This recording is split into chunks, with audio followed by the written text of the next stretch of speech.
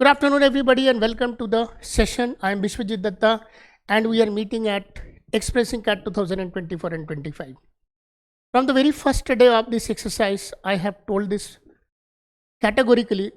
The idea of this kind of classes, or in fact, the modules, are just to make people believe that there are certain core areas जहाँ पर CAT हमेशा सवाल पूछता है.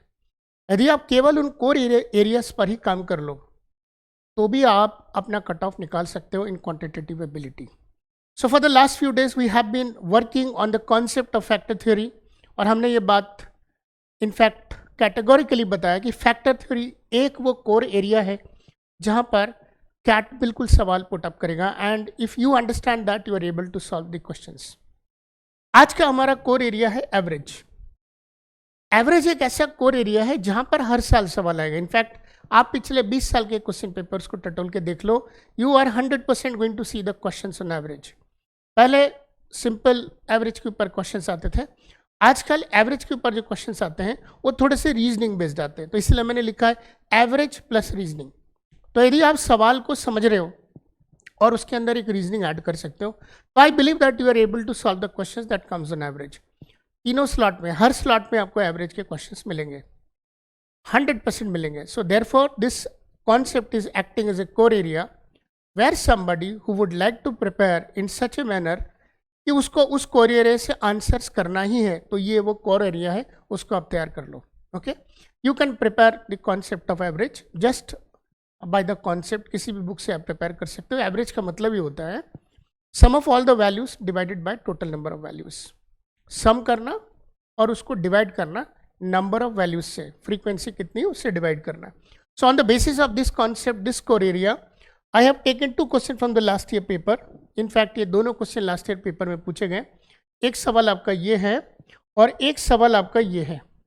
These are the 2 questions. Second वाला पहले लेते हैं, और सेकंड वाले क्वेश्चन को आप रीड करेंगे तो you will get to know that if A and B are non negative real numbers. अब देखो यहाँ पर रियल नंबर्स की बात आई है. तो रियल नंबर्स आपको पता है, नंबर लाइन माइनस इन्फिनिटी से लेकर प्लस इन्फिनिटी तक जितने सारे नंबर्स होते हैं they are called as real numbers. लेकिन यहाँ पर उन रियल नंबर्स में आपको कौन से लेने हैं? Non negative real number. This is important. Non negative, आपको नेगेटिव वाले नहीं लेने हैं.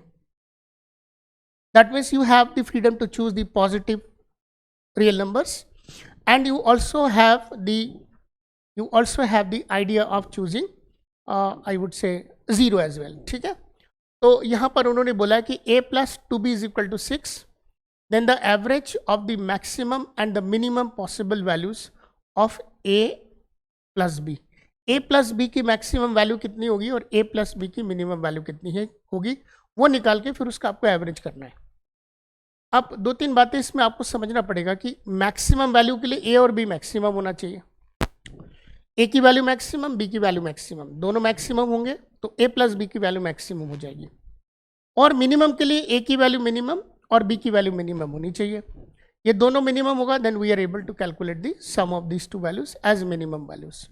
तो एक बार इसको आप देख सकते हो, a plus 2b is equal to a plus 2b is equal to 6.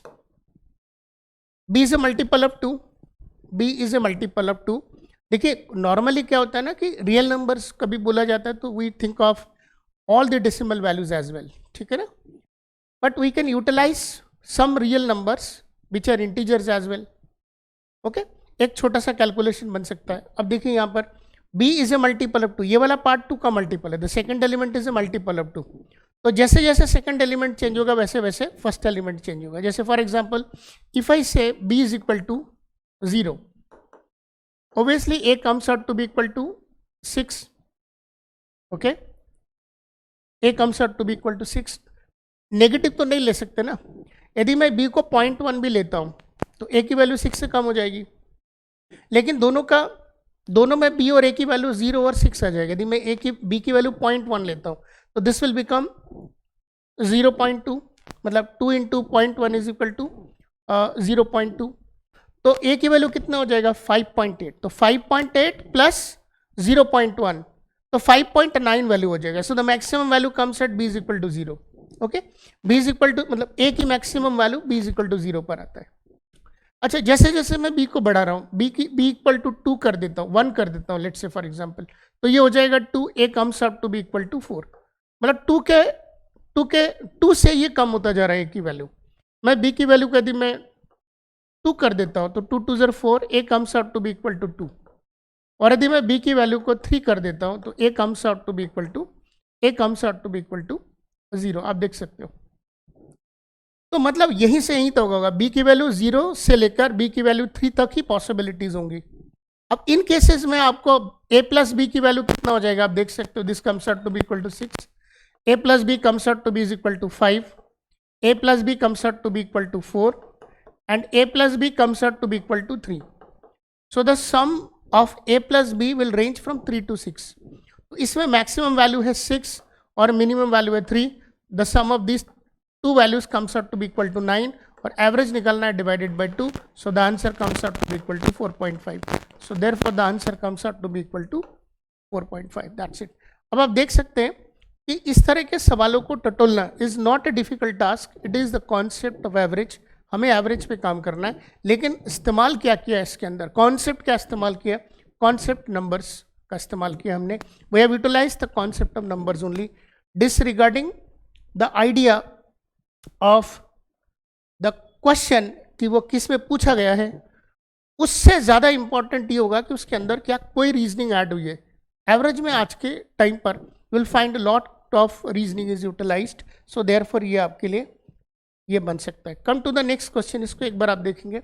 Will get to see that consider 6 distinct natural numbers. यहाँ पर नेचुरल नंबर्स की बात हुई है. That means we are basically going to talk on 1 2 3 4 5 and 6 and so on, such kind of numbers. ठीक है. So consider 6 distinct natural numbers such that the average of the two smallest number is 14. The average of the two smallest number, वो जो 6 numbers है, उन 6 numbers में से जो सबसे छोटे हैं उनका एवरेज है 14 and the average of the two largest number is 28.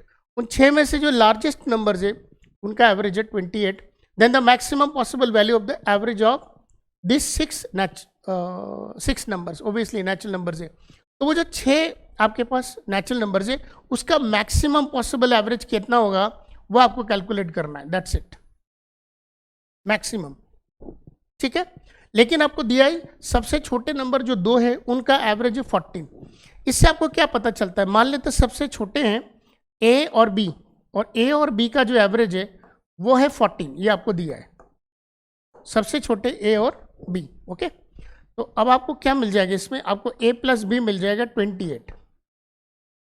अब उसमें ए कौन है बी कौन है आपको अभी नहीं पता, but you only know the fact that A and B both are natural numbers. ये 28 है दोनों का सम. अच्छा, उसके बाद और 4 बज गए. 4 में से जो सबसे 2 बड़े हैं, the largest 2 numbers, they have the average equal to 28. The average of the 2 largest number comes out to be equal to 28. चलो ए बी सी डी छोड़ देते हैं, ई एफ कर लेते हैं लार्जेस्ट. उसका जो एवरेज है वो 28 है. इस लिहाज से आप यहां तक तो पहुंच जाओगे 56. इसका मतलब आखिरी के मतलब जो सबसे बड़े 2 नंबर्स हैं उनका सम है 56. देखो ये दोनों नंबर का सम 56 है. It is a constant value, ये बदल नहीं सकता 56. ओके. और स्टार्टिंग के जो 2 नंबर है उनका सम है 28, ये नहीं बदल सकता है. तो बेसिकली आपके पास यदि 6 नंबर है ए बी सी डी ई और एफ ऐसे करके मान लेते, तो इन दोनों का सम आपके पास पड़ा हुआ है दैट इज 56. इन दोनों का सम आपके पास पड़ा हुआ है 28. The only fight is to calculate this 2 different values C and D. और चूंकि आपको एवरेज मैक्सिमम निकालना है तो I want C comma D to be maximum. इसकी वैल्यू मुझे मैक्सिमम चाहिए, है ना. अब मैक्सिमम कैसे कैलकुलेट करेंगे, लुक एट दिस. आप अपने मर्जी से इस सवाल को रैंडम वैल्यूज के साथ आगे बढ़ सकते हैं कि ए की वैल्यू क्या होगी. A1 है तो बी कितना होगा, A2 है तो बी कितना होगा, A3 है तो बी कितना होगा, ऐसे करके. उसी प्रकार इन दोनों के वैल्यूज को भी आप टटोल सकते हो. Okay.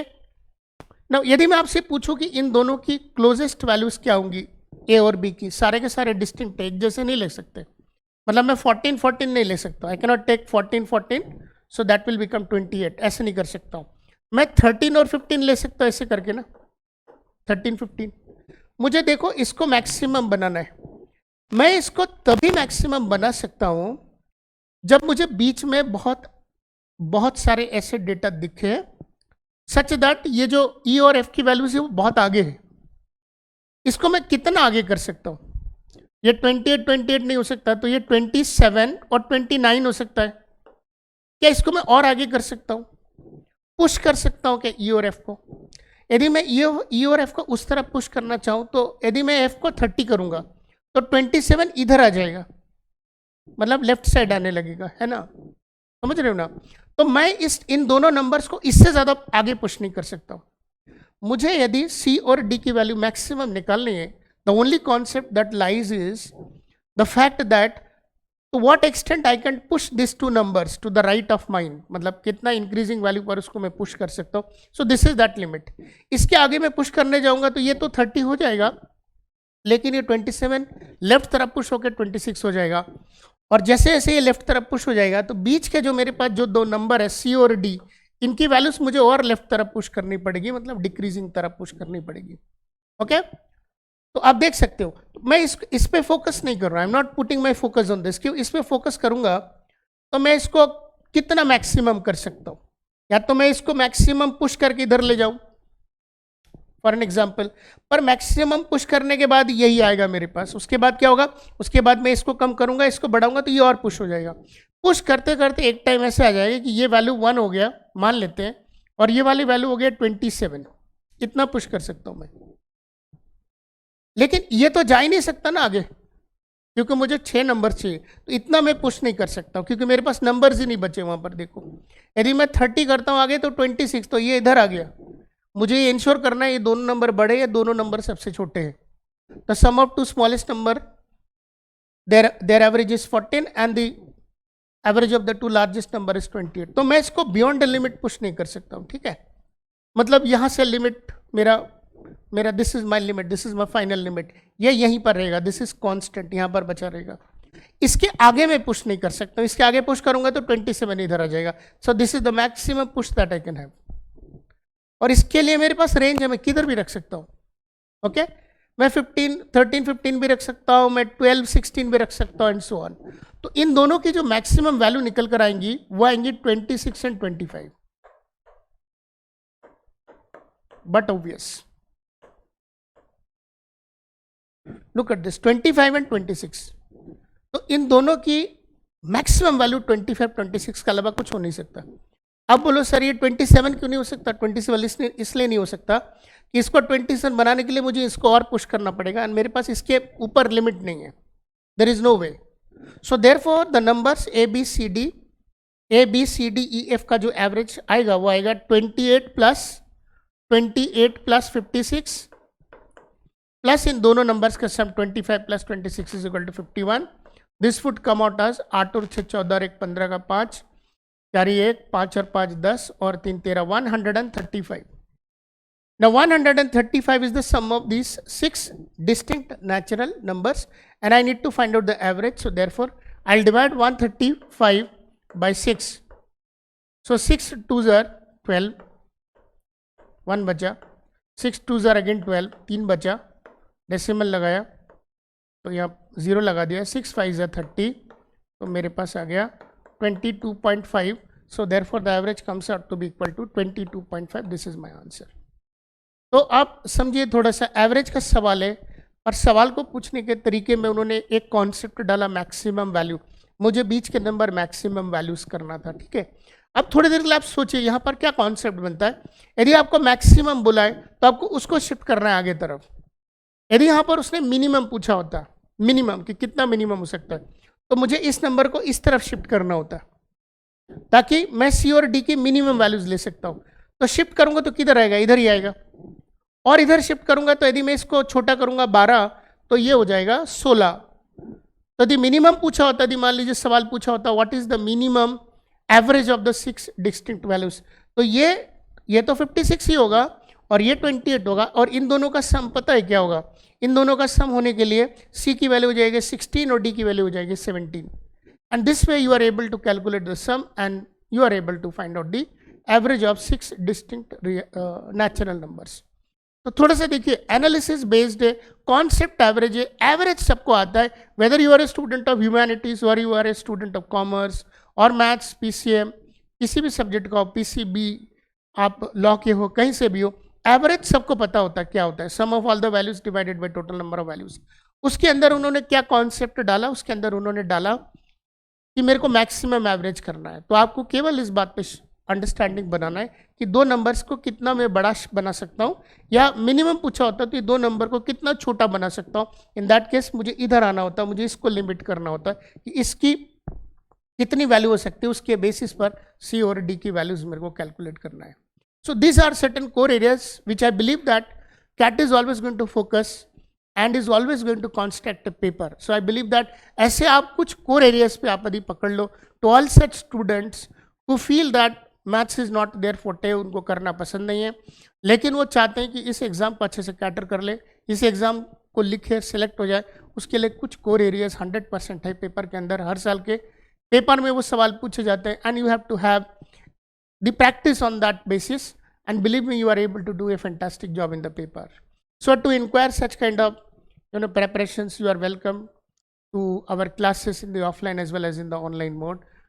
Our teaching methodology is from the very beginning, I mean from the very core concept, the fundamental preparations, and particularly all those students जिनको मैथ्स में बहुत दिक्कत आती है, we do focus lot of mega focus we have on the core areas, क्योंकि उसी पे सवाल बनेंगे और वही सवाल आपके सामने पूछे जाएंगे.